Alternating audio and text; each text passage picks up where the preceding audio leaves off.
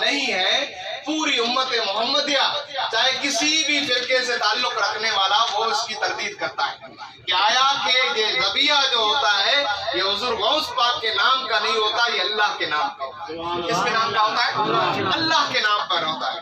پھر آیا کہ ایک دیکھ کرتے ہیں, پھر کہتے ہیں اتنے لوگ ہیں 24 لاکھ کموں پہ 1 لاکھ انبیاء کرام, صحابہ کرام, تابعین, تبع تابعین, ائمہ دین, بزرگان دین, ساروں کو ایصال ثواب کر رہے ہیں. چاہیے چلیں اس کا بھی حضور کی بارگاہ میں چلتے ہیں کہ یا رسول اللہ صلی اللہ علیہ وسلم ہمیں آپ بتائیں, لوگ تو کہہ رہے ہیں کہ ایک دیگ ہے, 1,24,000 انبیاء کرام ہے اور صحابہ کرام ہے اور اہل بیت اطہار ہے. آیا کہ ان کے بعد تابعین ہے, تبع تابعین ہے, ائمہ دین ہے, بزرگان دین ہے, رسول اللہ کی پوری امت مرحومہ ہے. ایک دیکھ اتنے کروڑوں اربوں لوگوں کو کیسے پوری آئے گی؟ تو حضور علیہ السلام کی بارگاہ میں جب ہم پہنچے تو رسول عربی نے مسئلہ حل کر دیا. حضور کی وہ حدیث کہ حضور نے اپنی امت کی طرف سے قربانی کی. کیا کی؟ قربانی کی. حضور نے اپنی طرف سے بھی اللہ کی بارگاہ میں قربانی کی اور ایک حضور نے جانور حضور نے ذبح کیا, کہا کہ یہ میری امت کی طرف سے. کس کی طرف سے؟ امت کی طرف سے. ابھی اس وقت بھی یہ آخری زمانہ تھا جب حضور علیہ السلام کا زمانہ تھا, آخری خطبہ حجت الوداع, اس وقت بھی کہتے ہیں 1,24,000 کم از کم یعنی رسول اللہ کے صحابہ اس خطبے میں کیا ہے موجود تھے. اگر یہ ہم تصور کر لیں ایک بکرا پوری امت کے لیے, یعنی پوری امت کے لیے ہم تصور کر لیں تو آپ سمجھ سکتے ہیں ایک بکرا پوری امت کو کوئی کھا سکتا ہے؟ نہیں کھا سکتا. حضور نے کیا کیا؟ ایصال ثواب کیا. حضور نے کیا کیا؟ ایصال یعنی ثواب.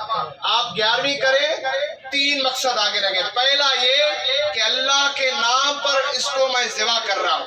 دوسرا اللہ ہی سے اس کا ثواب طلب کر رہا ہوں. تیسرا اللہ ہی سے عرض کرتا ہوں اس کا ثواب جس کے لیے کر رہا ہوں اس کو پہنچا. اس سے بڑھ کر کوئی توحید ہو سکتی ہے؟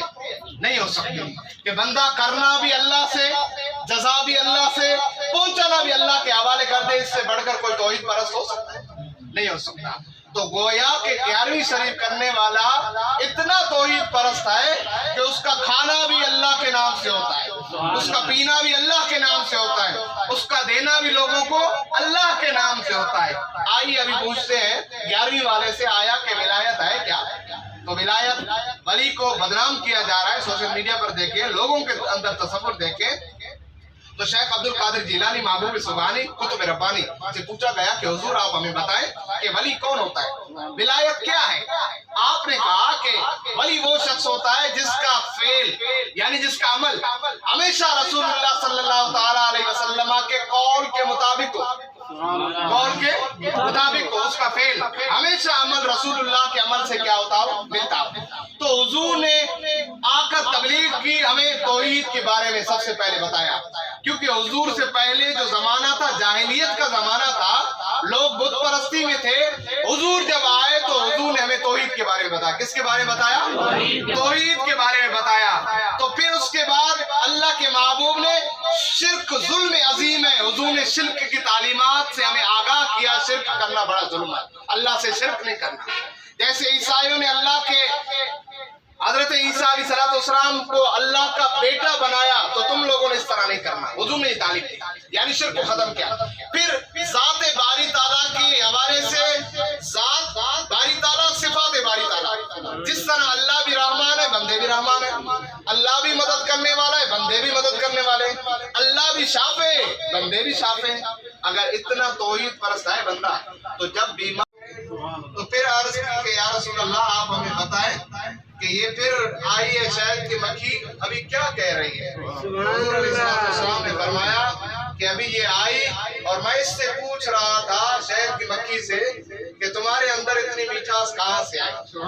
اس شہد کی مکھی ٹھہرے لاہور میں ہوئے ہیں, مسجد میں ٹھہرے ہوئے ہیں. آج بھی اللہ والے کی شان یہ ہے, وہاں چلے جائیں آج بھی وہ جگہ بنی ہوئی جہاں پر داتا صاحب نے بیت اللہ دکھایا. تو یہ اللہ والوں کا یہ کمال ہے کہ لاہور میں بھی بیٹھ کر بیت اللہ دکھوا دے. تو اسی طرح ہمارا دماغ خراب تو نہیں ہوا, ان اللہ والوں کے پیچھے لگتے ہیں. تو غوث اعظم رضی اللہ تعالیٰ عنہ شیخ الحدیث تھے, عالم تھے, مفتی تھے. آج ہم ان کی عقیدت مانتے ہیں, آج ہم ان کی 11ویں شریف کرتے ہیں. تو اس سے بڑھ کر, اس کے ماننے والوں سے بڑھ کر کوئی توحید پرست نہیں. اللہ کو چوم سکتے ہیں, اللہ کو دیکھ سکتے ہیں, اللہ کو ہاتھ لگا سکتے ہیں. تو یہی بات ہے جب مزارات پر جاتے ہیں, چاہے بوسہ دیتے ہیں, در و دیوار کو دیتے ہیں, تو بوسہ دے کر بھی یہی بتاتے ہیں اللہ کو چوما نہیں جا سکتا. اس کو چوم اس لیے رہے ہیں کہ یہ خدا نہیں ہے, کیونکہ کیا خدا نہیں ہے. تو یہی بات ہے کہ یہ اللہ والے ہوتے ہیں, یہ اللہ والوں کو ماننے والے, یہ شرک کو ختم کرنے کے لیے آئے. شرک کو کیا کرنے کے لیے آئے, ختم کرنے کے لیے آئے. تو اسی لیے ہم یہی کہتے ہیں. شیخ جنید بغدادی, آخری بات, حضور غوث پاک کے مرشدوں میں ان کا بھی ذکر ہے. حضرت شیخ جنید بغدادی علیہ رحمہ فرماتے ہیں میرے مرشد مجھے دعا دیا کرتے تھے اکثر. بولے حضرت سری سختی رحمت اللہ تعالیٰ علیہ, آپ کہتے ہیں میرے مرشد مجھے اکثر دعا دیتے تھے, اے اللہ میرے جنید کو حدیث دا بنا دے, یعنی علم حدیث, رسول اللہ کا عشق محبت سارا آ جائے.